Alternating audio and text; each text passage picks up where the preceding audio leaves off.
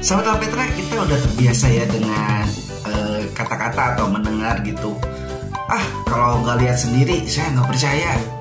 Kalau belum melihat dengan mata kepala sendiri saya nggak percaya.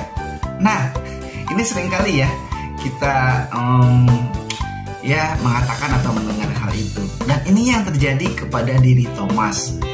Sahabat, ketika itu murid-murid sedang berkumpul nih. Ini saya bahasakan lagi ya.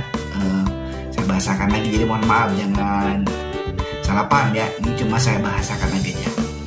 Jadi ketika murid-murid berkumpul nih di salah seorang rumah seorang murid ya. Ketika berkumpul, pintu dikunci, jendela dikunci, semuanya terkunci.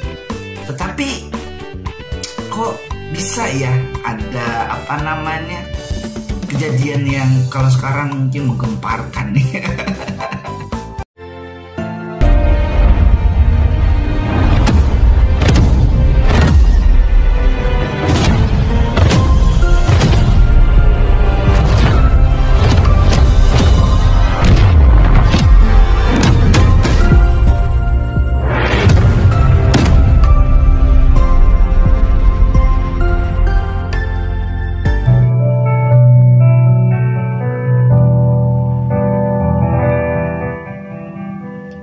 8 hari kemudian, murid-murid Yesus berada kembali dalam rumah itu. Dan Thomas bersama-sama dengan mereka, sementara pintu-pintu terkunci. Yesus datang dan ia berdiri di tengah-tengah mereka dan berkata, "Damai sejahtera bagi kamu." Kemudian ia berkata kepada Thomas, "Taruhlah jarimu di sini dan lihatlah tanganku. Ulurkanlah tanganmu dan cucukkan ke dalam lambungku. Dan jangan engkau tidak percaya lagi, melainkan percayalah." Thomas menjawab dia, "Ya Tuhanku dan Allahku." Kata Yesus kepadanya, "Karena engkau telah melihat aku, maka engkau percaya. Berbahagialah mereka yang tidak melihat, namun percaya."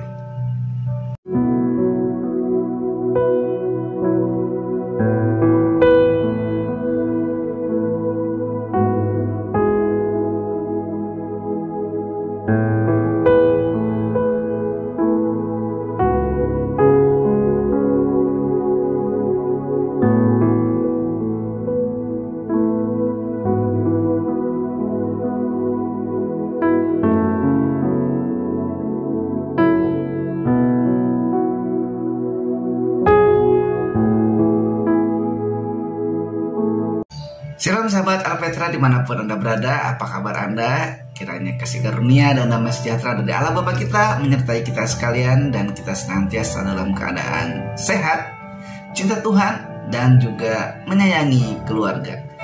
Sahabat Alpetra, ayat yang baru saja dibaca tadi itu mengisahkan, kira-kira kalau saya bahasakan lagi, saya ceritakan lagi. Jadi pada saat itu murid-murid Tuhan Yesus sedang berkumpul di sebuah rumah ya, di salah satu rumah yang sering dipakai mereka berkumpul gitu. Pintu terkunci, jendela terkunci, nggak ada yang bisa masuk ya, karena mereka saat itu dalam konteks ini mereka ketakutan ya, ada ya rasa takut karena mereka dicari ya oleh penguasa saat itu atau penjajah Romawi saat itu, bahwa yang ikut Tuhan Yesus itu pasti akan dikejar dan resikonya adalah nyawa. Nah, ketika saat itu terjadi, mereka berkumpul itu secara tertutup gitu. Jadi mereka berkumpul memuji Tuhan, menyembah Tuhan ya. Dan mereka saat itu sedang menanti-nantikan apa yang akan terjadi lagi dari Tuhan Yesus. Dan secara tiba-tiba ya, di dalam ayat yang kita baca tadi, berdirilah Tuhan Yesus di tengah-tengah mereka. Kalau sekarang ini geger ya, kaget ya, tiba-tiba jelek gitu ada di tengah-tengah kita, waduh gitu.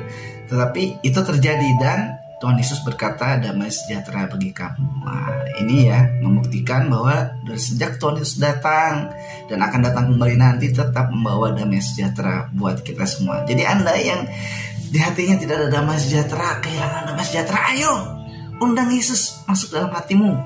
percaya kepada dia, terima dia sebagai Tuhan dan Juru Selamatmu, maka damai sejahtera itu yang asli nih akan Anda rasakan ya. Haleluya.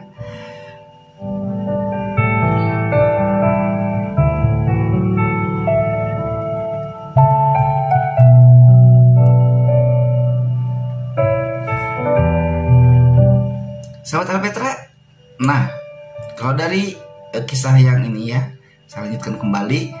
Lalu Tuhan Yesus berkata kepada Thomas, Thomas, sini, kira-kira gitu ya. Sini Thomas. Thomas bengong dong, pasti dong ya. Ini saya gambarkan aja ya, penggambaran pribadi dari saya aja. Tuh, ini beneran gak Tuhan Yesus gitu? Karena Thomas dia bilang, waktu murid-murid lain mengabarkan kepada Thomas, Thomas, ini Tuhan Yesus sudah bangkit loh. Dia sudah menampakkan diri kepada kita. Thomas bilang, gua mah kalau nggak ngelihat pakai mata kepala gua sendiri nggak percaya. Ya kita sering gitu ya, dan sering denger ya, kita sering ngomong gitu.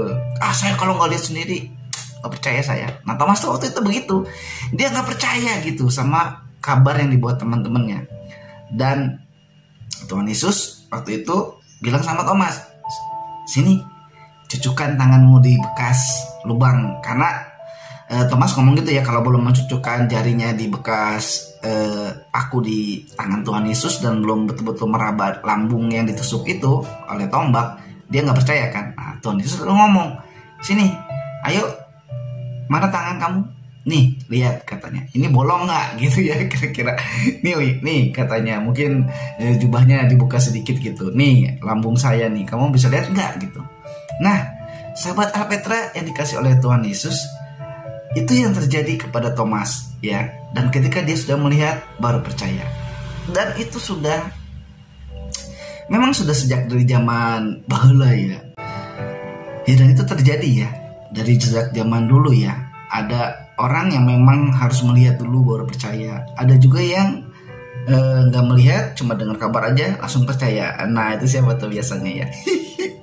Terus jadi bahan omongan tuh. Padahal yang disampaikan itu kabar burung, belum tentu kebenarannya ya. Dan ketika dibuktikan ternyata hoax. Nah, udah omong-omong ya, percaya aja lagi ya, padahal melihat gitu. Nah itulah yang terjadi ya. Oke sahabat Petra, kita lanjutkan lagi ya. Nah sahabat Petra, kita ini sebagai orang yang berdosa ya, wajar ya, banyak kelemahan dalam hati kita ya. Bahkan dalam pikiran kita pun yang sudah dipenuhi oleh dosa, menjadikan kita sulit untuk percaya bahwa Tuhan Yesus itu adalah Allah yang menjelma menjadi manusia untuk menyelamatkan dosa manusia. Sahabat Petra, orang berdosa tidak diselamatkan dengan mujizat atau dengan sesuatu pengalaman yang dia lihat. Karena belum tentu apa yang dilihat itu bisa membuktikan ya. Karena di dunia ini juga kan ada sulap, iya kan? Kita ditipu ilusi kita oleh mata kita ya, melihat sesuatu yang kita lihat padahal kebenarannya juga belum tentu benar. Nah, lalu bagaimana kita mengimbangi percaya tetapi tidak melihat ini? Rasul Paulus membagikannya dalam Ibrani 11 ayat 1. Sebuah ayat yang tentunya menjadi hafalan bagi Anda dan saya juga. Iman adalah dasar dari segala sesuatu yang kita harapkan dan bukti dari segala sesuatu yang tidak kita lihat. Pertanyaannya, bagaimanakah orang lain bisa melihat Kristus? Sahabat, mereka bisa melihat bagaimanakah ada Kristus dalam diri orang Kristen. Orang Kristen yaitu murid-murid Kristus. Jadi mereka bisa melihat dalam setiap orang Kristen yang mencerminkan Tuhan Yesus Kristus melalui kata-katanya, sikapnya, perbuatannya, tingkah lakunya yang membawa damai sejahtera bagi orang-orang di sekitarnya. Perbuatan yang nyata yang mudah bagi kita adalah cukup dengan berbagi senyuman. Sampai sini dulu perjumpaan kita di dalam Yuk Renungkan kali ini. Cinta Tuhan, cinta keluarga, jaga kesehatan. Shalom, Maranatha.